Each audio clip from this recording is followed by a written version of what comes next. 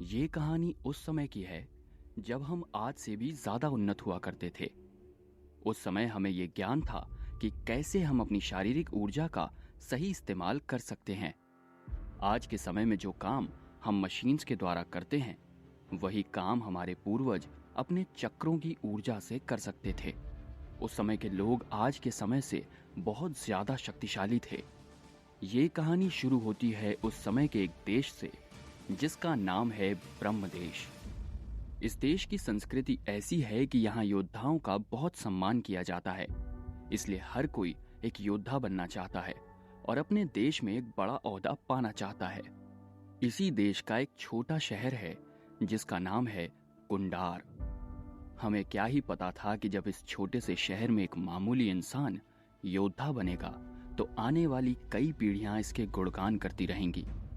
कुंडार में सबसे समृद्ध परिवारों में से एक है चंद्रसेन परिवार, और आज उनके घर में खुशी का माहौल है क्योंकि आज उनकी बेटी अंबा का शक्ति संस्कार होने वाला है, जिसमें अंबा को उसकी शक्ति के अनुसार एक दिव्यास्त्र मिलेगा।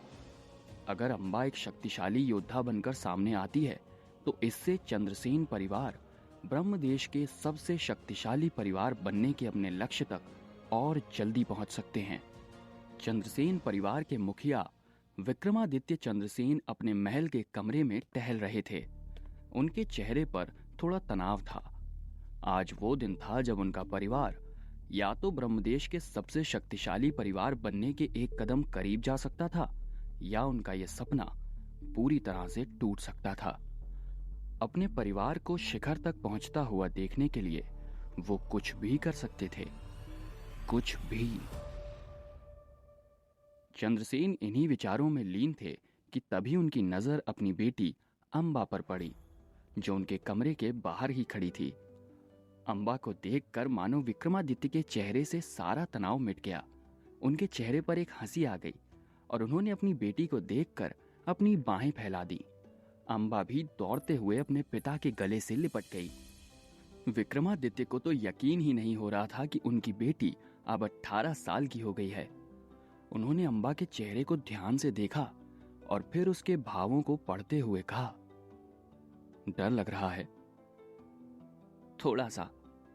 अंबा ने थोड़ा सहम कर जवाब दिया, फिर थोड़ा रुक कर बोला, मैंने सुना है कि शक्ति संस्कार में स्वयं भगवान इंद्र हमारे ऊपर वज्रपात करते हैं। पिछली बार सूर्यवंश परिवार के राजकुमार ने जब शक्ति संस्कार में भाग लिया था तो भगवान इंद्र के वज्र के तेज से वो पिघल गए थे। डरो मत, तुम मेरी बेटी हो। तुम सिर्फ संस्कार को पूरा ही नहीं बल्कि एक उच्च श्रेणी की योद्धा बनकर निकलोगी। मुझे तुम पर पूरा भरोसा है अंबा। विक्रमादित्य ढांढस बढ़ाते हुए अंबा से बोले। अपने पिता की ये बातें सुनकर अंबा का चेहरा थोड़ा शांत होता है। उसमें थोड़ा जोश आया। फिर उसने अपने पिता के पैर छुए और उनका आशीर्वाद लेते हुए कहा, जब आपका आशीर्वाद मेरे साथ है बाबा, तो मुझे अब किसी का डर नहीं। अंबा की ये बात सुनकर विक्रमादित्य को भी थोड़ा सुकून मिला।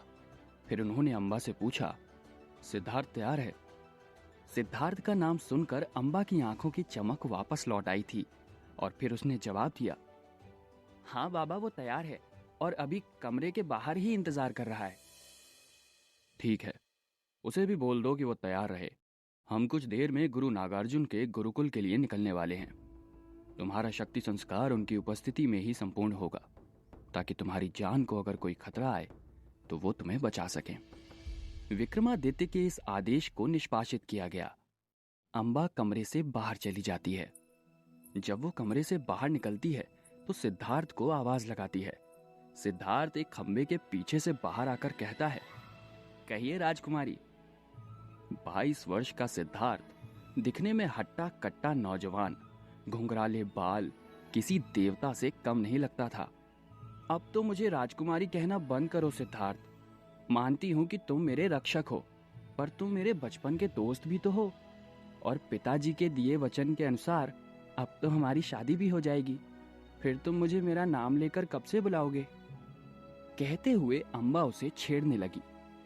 जी राजकुमारी। सिद्धार्थ ने फिर से अंबा की चुटकी ली। इस बार अंबा ने गुस्से में उसकी छाती पर एक मुक्का मार दिया। उफ! दर्द होता है, क्या कर रही हो? सिद्धार्थ थोड़ा ऊंची आवाज में बोला।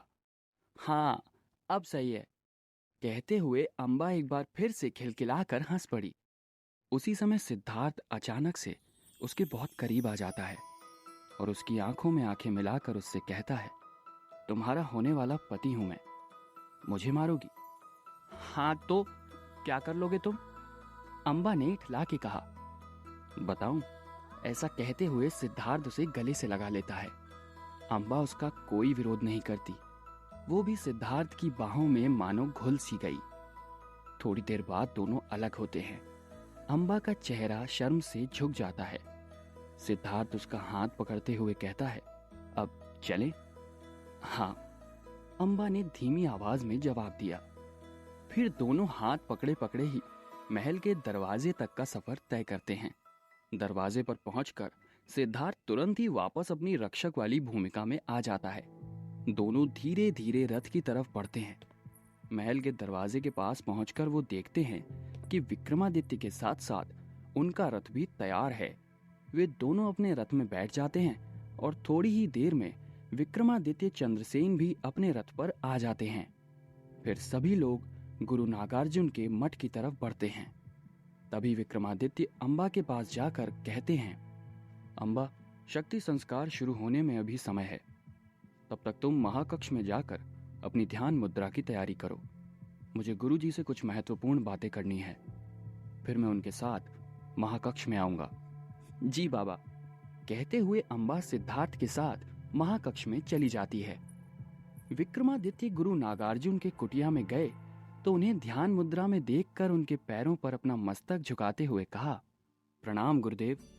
आंख खोलते ही गुरु नागार्जुन के शांत चित्त पर मुस्कान तैर गई, मानो वो विक्रमादित्य की ही प्रतीक्षा कर रहे हो। गुरु नागार्जुन का आशीर्वाद पाते ही विक्रमादित्य ने कहा, गुरुदेव, आपको तो ज्ञात ही होगा कि आज मेरी अम्बा का शक्ति संस्कार है। क्या वो एक महान योद्धा बनेगी? क्या वो हमारे कुल का नाम रोशन करेगी? गुरु नागार्जुन ने उसे समझाते हुए कहा, वत्स, तुम्हारी पुत्री में एक महान योद्धा बनने के सारे गुण हैं, परंतु ये बताओ कि उसने कितने चक्रों को सक्रिय किया है। उन्होंने अपनी बात एक प्रश्न के साथ खत्म की। 4 चक्रों को गुरुदेव। विक्रमादित्य बड़े गर्व से बोला। गुरुदेव के चेहरे पर फिर से मुस्कान तैर गई। अरे वाह, केवल 18 सालों में उसने 4 चक्रों को सक्रिय कर लिया है। फिर तो वो बिना किसी कठिनाई के 4थे श्रेणी की योद्धा बन सकती है। गुरुदेव की बात सुनकर विक्रमादित्य का चेहरा थोड़ा कठोर हो गया। उसने कहा, परंतु गुरुदेव, मैं चाहता हूं कि वो 5वीं श्रेणी की योद्धा बने। गुरुदेव के चेहरे की मुस्कान गायब हो गई और उसका स्थान क्रोध ने ले लिया। असंभव! क्या तुम्हें अंदाजा भी है कि तुम क्या बोल रहे हो? गुरुदेव, इसीलिए तो मैंने शक्ति संस्कार आपके समक्ष कराने की सोची है, वो भी महाकक्ष में। आपसे क्या ही छुपा है गुरुदेव। आप जानते हैं कि उस महाकक्ष में कितने महान योद्धाओं ने अपनी सिद्धियां प्राप्त की हैं, जिससे वो कक्ष बहुत पवित्र है। क्या अगर हम उस महाकक्ष में अम्बा का शक्ति संस्कार कराएं तो क्या ये संभव नहीं है गुरुदेव? विक्रमादित्य की बात सुनकर गुरुदेव सोच में पड़ गए। मेरी बात ध्यान से सुनो विक्रमादित्य। हमारे अंदर की ऊर्जा 7 चक्रों में बनती है। जो योद्धा अपने जितने चक्रों को सक्रिय करेगा वो उस श्रेणी का योद्धा बन जाएगा। अम्बा ने 4 को सक्रिय किया है तो वो 4थे श्रेणी की योद्धा बनने के ही काबिल है।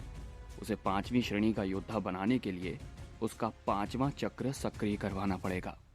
पर तुम ये भूल रहे हो कि वो ऊर्जा 108 उप चक्रों में इकट्ठा होती है।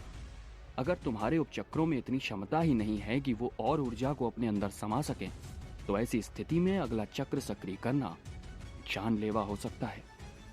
पर गुरुदेव, कोई तो तरीका होगा। हाँ, मेरे पास एक सिद्ध मंत्र है जो शायद तुम्हारी बेटी को बचा सकता है।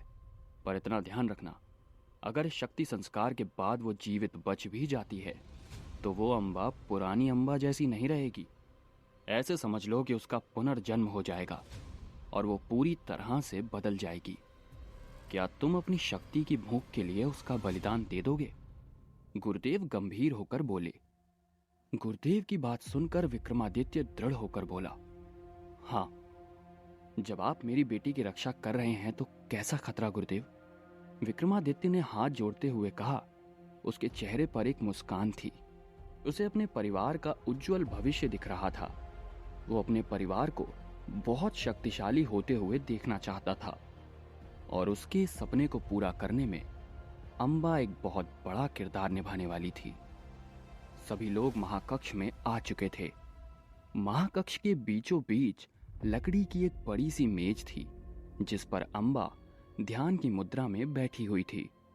उसके ठीक पीछे सिद्धार्थ खड़ा था और अम्बा के रक्षक होने की जिम्मेदारी निभा रहा था और उसके परिवार के सारे सदस्य अम्बा को घेरे हुए थे। विक्रमादित्य गुरु नागार्जुन के साथ महाकक्ष में आए और वहां मौजूद सभी लोगों ने उन्हें प्रणाम किया। विक्रमादित्य वहीं भीड़ के बीच रुक गए और गुरुजी अम्बा के पास जाकर कुछ मंत्र पढ़ने लगे। तभी आसमान में जोर जोर से बादल कड़कने की आवाजें आने लगी। इन आवाजों से ध्यान में लीन अम्बा थोड़ी सहम गई, पर अपने आप को थोड़ा शांत करके दोबारा ध्यान में लीन हो गई। कुछ समय बाद बहुत जोर की बिजली कड़की और छत को चीरती हुई सीधा अम्बा के ऊपर गिरी। इससे कमरे में मौजूद सभी लोग खुश हो जाते हैं। सभी को लगता है कि शक्ति संस्कार पूरा हुआ, लेकिन यह सिलसिला नहीं रुकता। थोड़े थोड़े देर पर अलग अलग रंग की बिजली अम्बा के ऊपर गिरने लगती है, कभी लाल, कभी बैंगनी, कभी नारंगी। ऐसा करते करते अम्बा को बहुत से बिजली के झटके लगने लगते हैं। गुरुदेव के मंत्र पाठ खत्म होने पर भी ये बिजली गिरना बंद नहीं होती। इस सब से विक्रमादित्य चंद्रसेन बहुत डर गए और गुरुजी के पास जाकर बोले, गुरुजी, ये क्या हो रहा है? अम्बा पर इतना वज्रपात क्यों हो रहा है? क्या ईश्वर हमसे क्रुद्ध हैं? गुरुजी गुस्से में बोले, ये तुम्हारी ही वजह से हो रहा है। मैंने तुम्हें पहले ही कहा था कि ये चौथे श्रेणी की योद्धा ही बन सकती है, पर तुम्हारी जिद के कारण मैंने इसे 5वें श्रेणी की योद्धा बनाने का मंत्र पढ़ा। अब इसके अंदर इतनी ऊर्जा बची ही नहीं है कि ये अपने 5वें चक्र को सक्रिय कर सके, और जब तक उसका 5वां चक्र सक्रिय नहीं होता, ये बिजली इसके ऊपर ऐसे ही गिरती रहेगी, और अगर ये जल्दी नहीं रुका तो तुम्हारी बेटी की जान चली जाएगी। ये सुनकर विक्रमादित्य चंद्रसेन कांपने लगे। आपके पास कुछ तो उपाय होगा? विक्रमादित्य ने गुरुजी से विनती की। हाँ है। क्या? किसी को अपने उपचक्रों की ऊर्जा अम्बा को सौंपनी होगी ताकि उसका 5वां चक्र सक्रिय हो जाए, तभी ये शक्ति संस्कार पूरा होगा। गुरुजी ने उपाय बताया। ये सुनकर विक्रमादित्य चौंक गया। उसे पता था कि उपचक्रों की ऊर्जा कोई भी किसी और को सौंपने के लिए तैयार नहीं होगा, क्योंकि ऐसा करने से उस इंसान की मौत भी हो सकती थी। उसे पता था कि केवल एक ही इंसान ऐसा कर सकता है, और वो है सिद्धार्थ। विक्रमादित्य सिद्धार्थ के पास जाकर कहते हैं, बेटा सिद्धार्थ। सिद्धार्थ भी अम्बा को ऐसे देखकर विचलित हो गया था। उसके चेहरे पर चिंता की रेखाएं साफ दिख रही थी। विक्रमादित्य को अपने सामने देखकर वो कहता है, महाराज, ये अम्बा को क्या हो रहा है?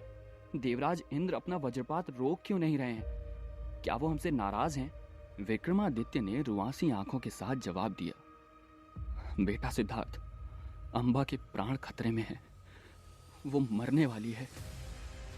ये सुनकर सिद्धार्थ के पैरों तले जमीन खिसक गई। ये आप क्या कह रहे हैं महाराज? क्या अम्बा को बचाने का कोई तरीका नहीं? उसने पूछा। हाँ सिद्धार्थ, एक तरीका है। तो वो क्या है महाराज? उससे पहले मुझे ये बताओ कि क्या तुम अम्बा से सच्चा प्रेम करते हो? क्योंकि मैं जो तुमसे आज मांगने जा रहा हूं, वो लोगों को अपने प्राणों से भी अधिक प्रिय होता है। हाँ महाराज, अपने स्वर्गीय माता पिता के बाद मैंने अम्बा से ही सबसे अधिक प्रेम किया है, और उसके लिए मेरा पूरा जीवन समर्पित है। आप जो कहेंगे मैं करने के लिए तैयार हूं। ऐसा कहते हुए सिद्धार्थ विक्रमादित्य के सामने नतमस्तक हो गया। तुम्हें अपने उपचक्रों की ऊर्जा अम्बा को सौंपनी होगी सिद्धार्थ। ये सुनकर सिद्धार्थ चौंक गया।